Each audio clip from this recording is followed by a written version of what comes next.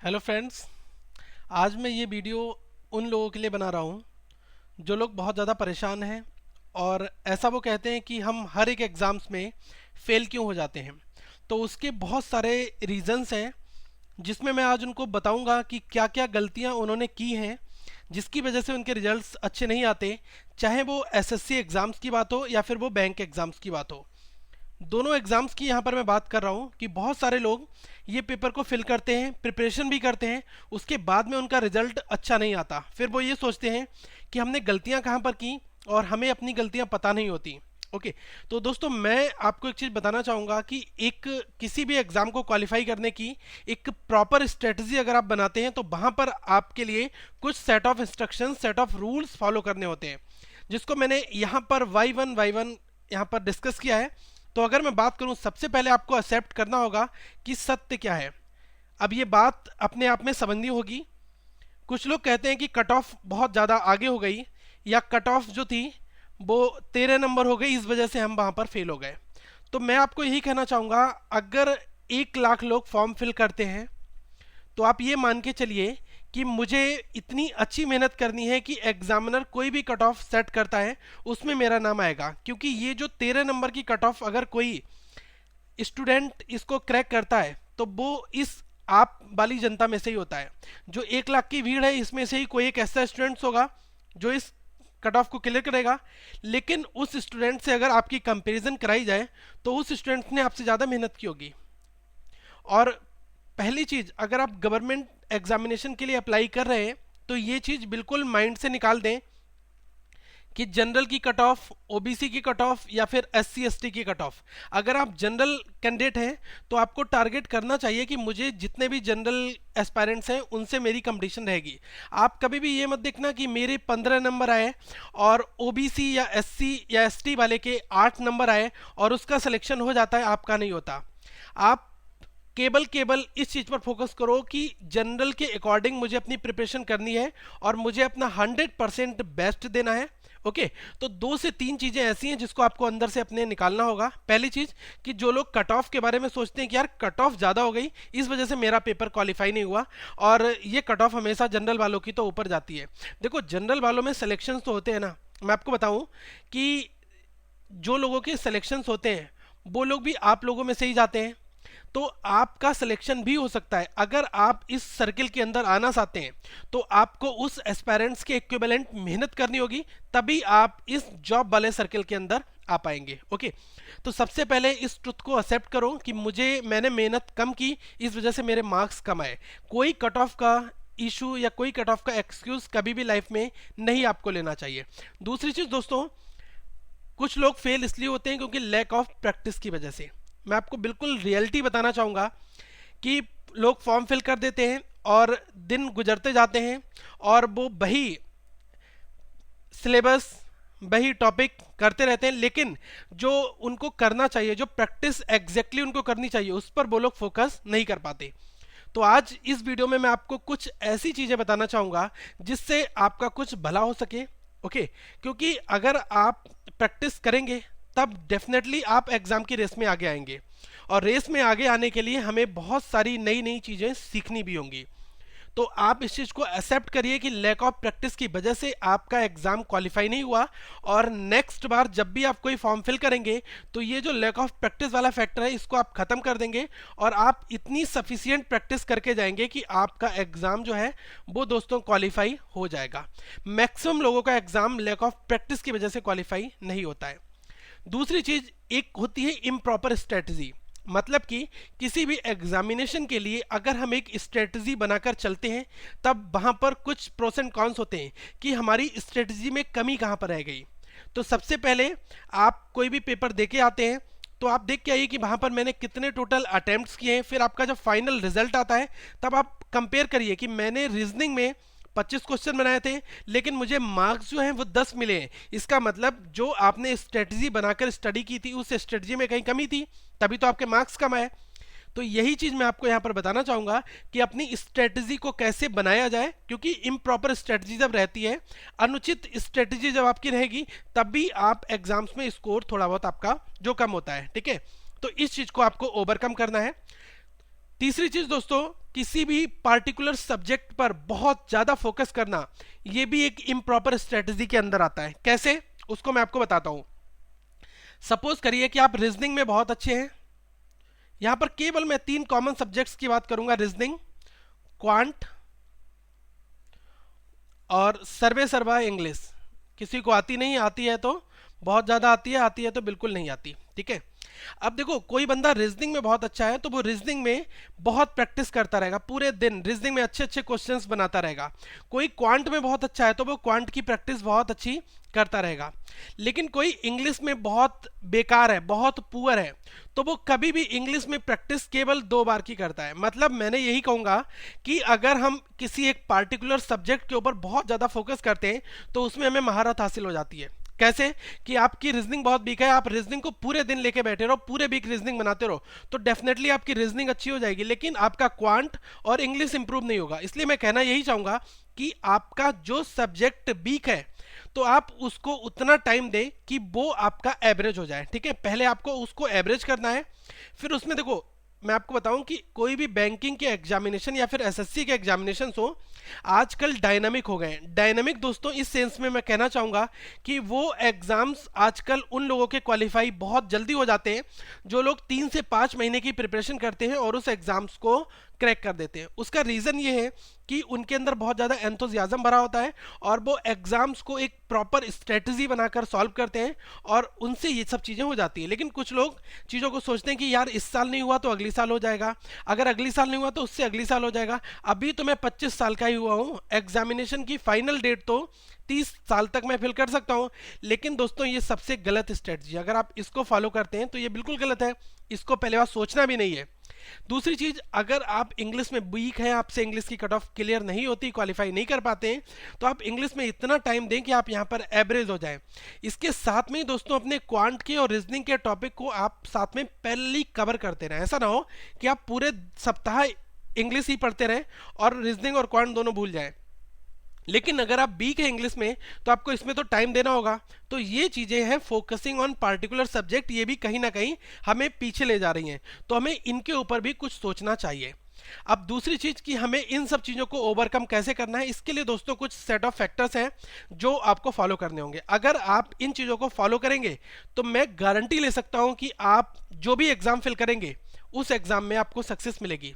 एक चीज आप ध्यान रखना कि अगर आप किसी भी एक एग्जाम के लिए अपीयर होने वाले हैं, जैसे सपोज करा कि आपने आईबीपीएस पीओ के लिए फिल किया है फॉर्म, या फिर आपने एसबीआई पीओ के लिए टारगेट किया है कि एसबीआई पीओ मुझे क्वालिफाई करना है, तो आप ये सोच के चलो कि ये जो एग्जाम है एसबीआई पीओ, ये लास्ट एग्जाम है, इसके बाद मेरे पास कोई चॉइस नहीं है, मेरे लिए डू एंड डाई, करो या मरो की स्थिति है, मुझे इस एग्जाम को क्वालिफाई करना है। ओके, और इसके लिए आप अपनी प्रॉपर एक स्ट्रेटजी बनाओ। सबसे बड़ी चीज बताऊं कि कुछ लोग कहते हैं सर मेरी पढ़ने की स्ट्रेटजी आप बता दीजिए कि मैं कैसे अपनी पढ़ाई स्टार्ट करूं, तो भैया इस चीज को आपको कोई नहीं बता सकता। अगर आपको पढ़ने की अपनी स्ट्रेटजी बनानी है तो आपको खुद से उन चीजों पर फोकस खुद करना होगा कि अपने लिए रेगुलरिटी बनानी होगी मॉर्निंग में उठने की, अपने लिए टाइम निकालना होगा पढ़ने के लिए। ये सारी चीजें जब आप बड़े हो गए, बच्चे तो नहीं हो, लेकिन किस किस क्रूशियल पॉइंट पर आप गलतियां कर सकते हैं वो चीजें मैं आपको यहां पर बता सकता हूं। ठीक है, तो पहली चीज, किसी भी एग्जाम को फुल करें तो उसको ऑप्शनल ना ले। आप एसबीआई पीओ फिल कर रहे हैं तो उसको ऑप्शंस में ना लेकर चलें कि यार ये पेपर हुआ तो हुआ, नहीं तो इसके बाद आईबीपीएस पीओ का पेपर तो आएगा ही आएगा, उसको हम क्वालिफाई कर लेंगे। ऐसा करने से आपका ये भी क्वालिफाई नहीं होगा और ये भी नहीं होगा। लेकिन अगर आप एक एग्जाम को टारगेट बनाकर उसके ऊपर बहुत मेहनत करते हैं दोस्तों, तो मैं गारंटी ले सकता हूं ये एग्जाम आपसे क्वालिफाई हो जाता है। लेकिन लोग कर नहीं पाते। मैं कह रहा हूं कि आप अपने अंदर एक पैशन बनाइए, एक अपने अंदर जज्बा लाइए कि मुझे करना है एनी हाउ। मुझे अपने पड़ोसी लोगों को दिखाना है, जो लोग मेरे ऊपर कहते हैं कि यार आप कितने दिनों से प्रिपरेशन कर रहे हैं, आप लोग फेस भी नहीं करते होंगे अपने रिलेटिव्स को। बहुत सारे लोग तो बात भी नहीं करते होंगे कि कब से गवर्नमेंट की एग्जामिनेशन की प्रिपरेशन कर रहा हूं लेकिन अभी तक सक्सेस नहीं मिली। तो उसके पीछे रीजन आपके अंदर खुद है कि आपने अपनी चीजों को सही तरीके से व्यवस्थित नहीं किया है। दोस्तों मैं आपको बिल्कुल रियलिटी बताना चाहूंगा। रियलिटी यही हमारी कहती है कि हम चीजों के ऊपर प्रैक्टिस नहीं उतनी करते जितनी हमें करनी चाहिए। आप देखिए, मैंने देखा था आईबीपीएस क्लर्क का एग्जाम जो लास्ट ईयर था, उसमें क्या होता है, एक स्टूडेंट्स ने 100 में से 96 और 97 मार्क्स वाले भी आए थे। तो आप अपने आप को एक बार कंपेयर करके देखो कि ये स्टूडेंट्स को पेपर तो आउट नहीं था, इसने पेपर आउट नहीं कराया था, इसने मेहनत बहुत ज्यादा की थी, जो आपने मेहनत की थी उससे दिन रात इसने ज्यादा मेहनत की होगी। और केवल एग्जामिनेशन को क्वालिफाई करने का तरीका है प्रैक्टिस।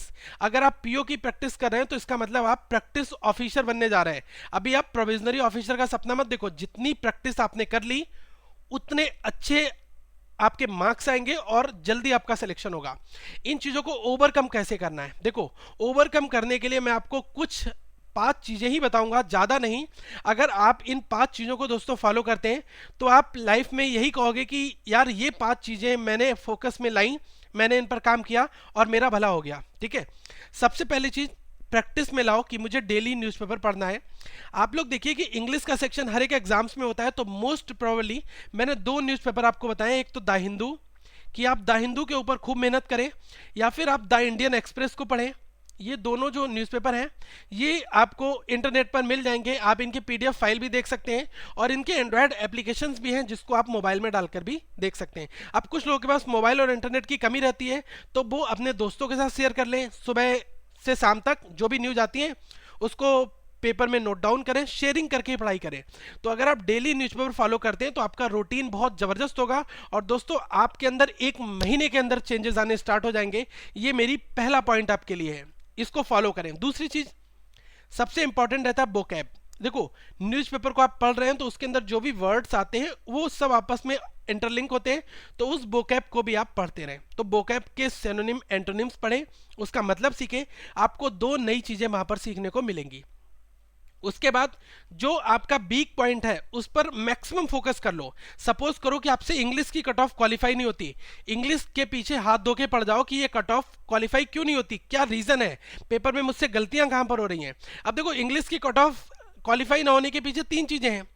एक, आप आर्टिकल बहुत अच्छी तरीके से पढ़ लो, उसके बाद आप part of speech, POS part of speech के ऊपर फोकस करो, टेंसेस पढ़ लो, subject verb agreement, subject verb agreement ये चीजें पढ़ लो, प्रीपोजिशन, ये सब चीजें आपकी पार्ट ऑफ स्पीच में आ जाएंगी। तो अगर आपने इन चीजों को पढ़ने के बाद प्रैक्टिस करना स्टार्ट किया तो दोस्तों आपको सब कुछ समझ में आना स्टार्ट होगा। लेकिन आप ट्राई तो करो, जब तक आप ट्राई नहीं करोगे तब तक आपको सक्सेस नहीं मिलेगी। ओके, और अपनी स्टडी के लिए एक स्पेस क्रिएट करो। स्पेस कैसे क्रिएट करना है कि मुझे अपना टाइम टेबल खुद से बनाना है, मॉर्निंग में 8 बजे उठना है और रात को 11 बजे तक का मुझे टाइम टेबल तैयार करना है। तो इसके बीच में अपने खाने का, अपने खेलने कूदने का, अपनी पढ़ाई करने का, अपने ऑनलाइन एग्जामिनेशन देने का, सब कुछ का टाइम आपको इसके बीच में सेट करना है। अगर आप पार्ट टाइम जॉब करते हैं साथ में या फिर फुल टाइम जॉब करते हैं तो आपके पास जो भी टाइम थोड़ा बहुत बचता है उसमें आप कंट्रीब्यूट करिए, क्योंकि मैंने आपको बताया एग्जाम्स जो है वो डायनामिक है, इस पर मुझे बहुत मेहनत करनी होगी दोस्तों।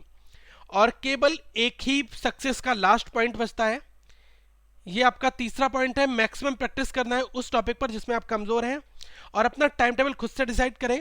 और जो 5वां पॉइंट है वो है कि आप ऑनलाइन प्रैक्टिस को रेगुलरिटी में रखें। ठीक है, ऑनलाइन प्रैक्टिस के लिए टेस्ट दें, उसके एनालिसिस करें, देखें वीक पॉइंट क्या है, कहां पर मैंने गलतियां करी, उनको ओवरकम करें। अब मैं आपको यहां पर एक चार्ट बनाना चाहूंगा, छोटा सा ही चार्ट। सपोज करिए कि आप किसी एग्जाम को टारगेट कर रहे हैं, मैं यहां पर एसबीआई पीओ की यहां पर बात करना चाहूंगा।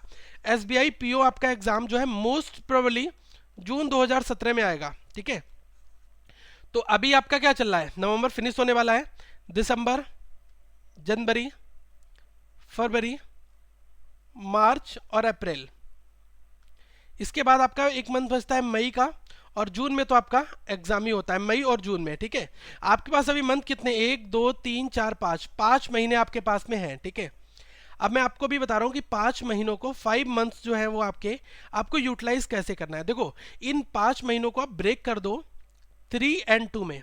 3 मंथ आप अपने रखो स्टडी के लिए और 2 मंथ रखो डेडिकेटेड मॉक के लिए, डीएम, डेडिकेटेड मॉक, मतलब कि मुझे केवल प्रैक्टिस, ऑनलाइन प्रैक्टिस पेपर देने हैं और रिवीजन और प्रैक्टिस करनी है। यहां पर रिवीजन और प्रैक्टिस, उसके अलावा मुझे कोई भी चीज़ टच नहीं करनी है। इन 3 महीनों में आपके जितने भी टॉपिक हैं, जितनी भी चीज़ें हैं, आपको कंसेप्ट पढ़ने हैं, अपने नोट्स बनाने हैं, सब कुछ आप बना के ख़त्म कर दो। लेकिन जो आपके की नोट्स होंगे उनको आप रिवाइज जब करोगे तब आप उनको पिक कर लो, ठीक है। तो अगर आप ये स्ट्रेटजी बनाकर चलते हैं तो मुझे नहीं लगता कि कोई भी एग्ज़ाम किसी भी लेवल का हो आपसे क्वालिफाई ना हो। लेकिन ये आप ध्यान रखिए कि आपके पास अगर 100 दिन का टाइम है तो पहला दिन गुजरता है और जब 99th डे आपके पास आ जाता है तब आप कहते हैं यार इस दिन मॉक लगा ले, शायद जो 100 डे मेरा एग्जाम होगा इसमें मेरा कुछ भला हो जाएगा। दोस्तों ये गलतियां बिल्कुल मत करो। मैं आपको बता रहा हूँ, एक प्रॉपर सेट अपना गोल सेट करो, उसके बाद ही उसको डेमोलिश करो, ठीक है। क्योंकि हम सब कुछ कर सकते हैं लेकिन हमें एक प्रॉपर पैटर्न फॉलो करना होगा। तो मैंने अभी आपको जो भी बताया, अगर इसमें आपका कोई डाउट है तो आप कमेंट करिए, लेकिन गिव अप मत करो। आपको एक चीज़ और बताना चाहूँगा, वो स्टूडेंट्स जिन्होंने अभी लास्ट वीडियोस में कमेंट किए थे कि सर अब 2 साल से तैयारी कर रहा हूँ, अब नहीं हो पाएगा, मुझे लगता है मैं फिर से फेल हो गया आरआरबी क्लर्क के एग्जाम्स में। दोस्तों एक चीज़ मैं आपको बताना चाहूँगा, आप पता है 0 से उठकर इस 10 पॉइंट पर आए हैं। अगर मैं एक ऐसे एस्पायरेंट्स की बात करूं जिसको कॉम्पिटिटिव एग्जाम्स के कंशन कुछ भी नहीं आता, तो वो उसका लेवल कहां पर होगा, वो इस लेवल पर आएगा, ठीक है। लेकिन आप कहां पर है, इस 10 पॉइंट के लेवल पर है। जब ये बंदा तैयारी करना स्टार्ट करता है और आपके लेवल पर पहुंचता है तब ये एग्जाम क्वालिफाई करने की उम्मीद से आ रहा है, और आप जब इस लेवल पर आकर अपनी तैयारी छोड़ रहे हैं और आप फिर से 0 की ओर जा रहे हैं, तो ये गलती तो मत करो। आप अपनी कमियों को दूर करो। अगर आप मेहनत नहीं कर सकते तो इस एग्जाम से रोल बैक हो जाओ। अगर आप मेहनत कर सकते हैं तो इस एग्जाम में आप बने रहो। आज नहीं तो कल आपको जॉब जरूर मिलेगी। इस फील्ड में नहीं तो इस फील्ड में सही, इस फील्ड में नहीं तो इस फील्ड में सही। लेकिन अगर आपकी स्ट्रेटजी अच्छी है, ईमानदारी से आपने प्रैक्टिस की है, तो आपको कोई भी दुनिया की ऐसी ताकत नहीं है जो आपको जॉब लेने से रोक सके। लेकिन मेहनत, ये बर्ड जो है, मेहनत, ये हमें बहुत अच्छे से करना होगा। और जो लोग इस चीज़ को कर लेंगे उनकी जॉब जरूर लग जाएगी, आज नहीं तो कल सही। लेकिन आप तैयारी अपनी जारी रखो।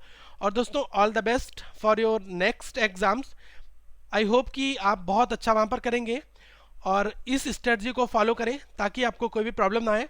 अगर आपको पर्सनली किसी भी तरह का कोई प्रॉब्लम आता है तो मैं आपको यही बताना चाहूँगा, आप current affairs funda, email ID है मेरी CURRENT, उसके बाद में AFFAIRS, ठीक है, करंट अफेयर्स फंडा @gmail.com। इस ईमेल आईडी पर आप अपने ईमेल लिख सकते हैं, अपने सुझाव लिख सकते हैं। आपकी कोई भी प्रॉब्लम होगी हम उसको जरूर हर एक अच्छा प्रयास करेंगे ताकि आप अपने इस गोल्डन चांस को एग्जीक्यूट कर सकें। Thank you friends. I hope कि आपको इस वीडियो में काफ़ी कुछ सीखने को मिला होगा।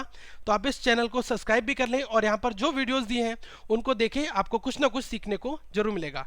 Thank you, have a good day.